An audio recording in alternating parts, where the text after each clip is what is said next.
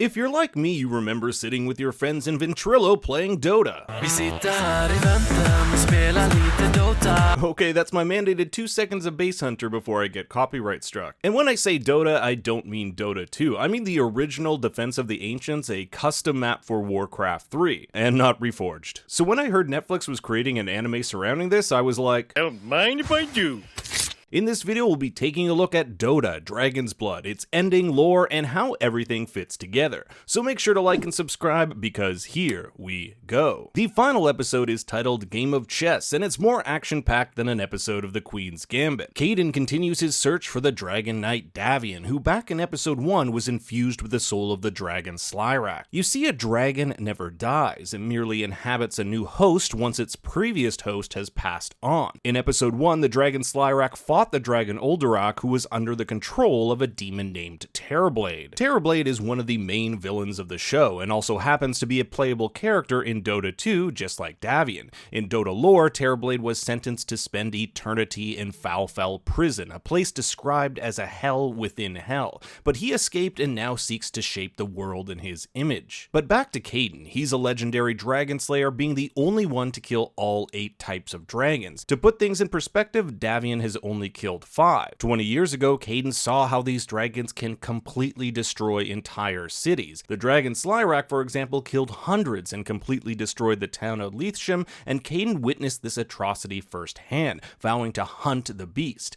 This is why he hunts Davian. He knows the soul of this dragon lives within him. Meanwhile, in Night Silver Woods, Luna visits the prisoner Drycy. Luna is the goddess Selemene's right-hand woman, carrying out her orders to attack the various elven enclaves. This was all because of the Oracle's prophecy, a prophecy which tells of the stolen lotuses, the Devil of the Moon returning, that's a reference to the Invoker who we'll get to in a bit, and the end of all things. The prophecy goes on to state that an elven legion will kill her, so she's afraid and decides to strike first. So we have these two elven sides, the Corioltavi, which reject the goddess Selemene, and the Dark Moon Order, who worship her. 1,000 years ago, the sun eclipsed the moon, turning it into a blood moon. It made the goddess of the moon, Mene, weak, and Selemene used this opportunity to trap her, becoming the Dark Moon Goddess and punishing those who didn't believe in her. But before Mene was trapped, she left a gift for her true believers, the lotuses, and ancient stories say, quote, when he lays the flowers on the earth,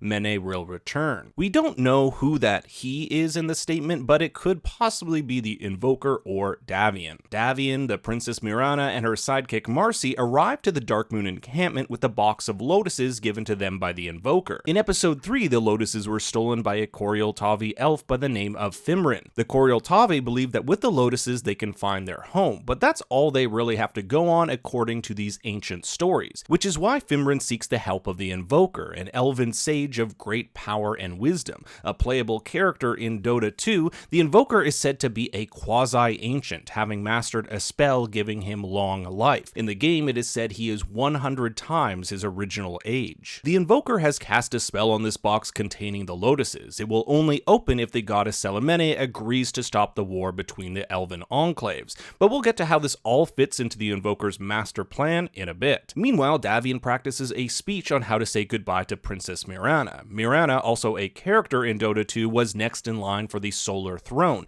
but surrendered her claim and all titles when she devoted her life to the goddess Selemene. This is why she's known as Princess of the Moon, but also the Princess of Nothing, which happens to be the title of episode 2. Mirana and Davian have bonded over the course of their journey, and before kissing him, tells him he could stay in the Night Silver Woods, and perhaps the goddess could help him remove the dragon bound to him. It'll be interesting to see what happens here, since we've seen how our boy Davian is a bit of a womanizer. A bit more clothing than the last time I saw you. Hello, beautiful. With the goddess Selemene agreeing to the Invoker's terms, the box opens, releasing the lotuses, but this was all part of the Invoker's master plan. The moon eclipses, essentially cutting off Selemene and her powers from the people below. Drycy's prison, for example, disappears, and Luna remarks how she can no longer feel the goddess's presence. The crowd turns on the Dark Moon soldiers, believing this is some sort of trick, and things get worse as Terrorblade unleashes his power, turning elves to his side and fighting Selemene. But But how did this happen? Well, a deal was struck between the Invoker and Terrorblade, 7 souls for 1. And that 1 soul the Invoker wants is Celemene's. Celemene and the Invoker used to be lovers, even having a daughter, Philomena. But the Invoker took Philomena to his hidden tower when Celemene demanded they worship her. When Philomena gets sick with a purple infection, the same purple infection we've seen Celemene give to her followers, he returns with their sick child, willing to do anything to save her, even swear his loyalty. But it's actually Philomena who refuses to worship her mother, saying, I love you. I won't worship you.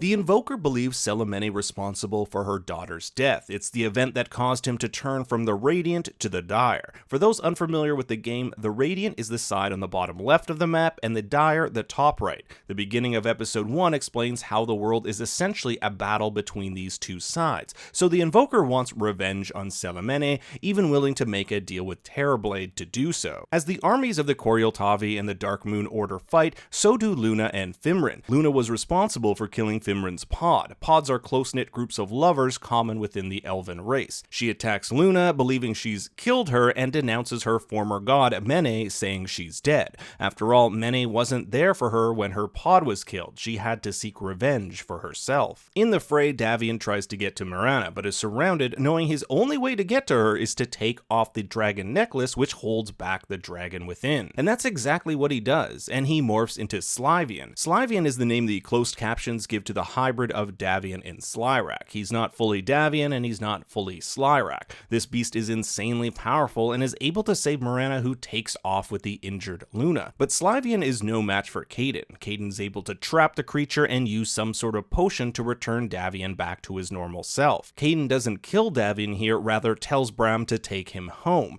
This doesn't bode too well for Davian, who we saw strung up by KADEN back in episode 4. KADEN likely wants to use Davian to get to Slyrak. Then there is also the irony of Davian being a dragon slayer, getting infused with the soul of a dragon. His family was also killed by dragons when he was young, and he has vowed to kill them ever since. Fimrin ends up taking Davian's dragon necklace, so expect her to regroup with Davian in season 2. Plus, she also leaves the coin given to her by the Invoker back in episode 6. The Invoker wanted Fimrin to return Davian to him after the box was given to the Dark Moon Order, but her leaving the coin there suggests she may be done with the Invoker. Mirana also tends to Luna, who is still alive. It looks like Mirana will lead the Dark Moon Elves going forward, and she'll need Luna, their best soldier, at the helm. Finally, we get the Invoker saying the last line of the season to a still living but badly beaten Celemene. Do you love me?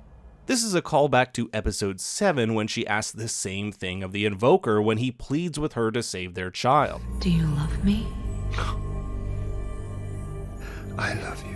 It's not real love when you're essentially forcing someone to say it, which is exactly what the Invoker is doing when he approaches Celemene. Whether or not Celemene will say it, I guess we'll just have to wait for season 2. Now, as season 2 hasn't officially been confirmed by Netflix, however, animatic editor Robert Meyer Burnett stated on a webcast that he's been working on 24 episodes, so it looks like we'll at least be getting books 2 and 3. I hope you'll like and subscribe as I cover these shows. Thanks for watching, everyone. For more Bat Takes, you can follow me on Twitter and Instagram at ThinkStoryYT.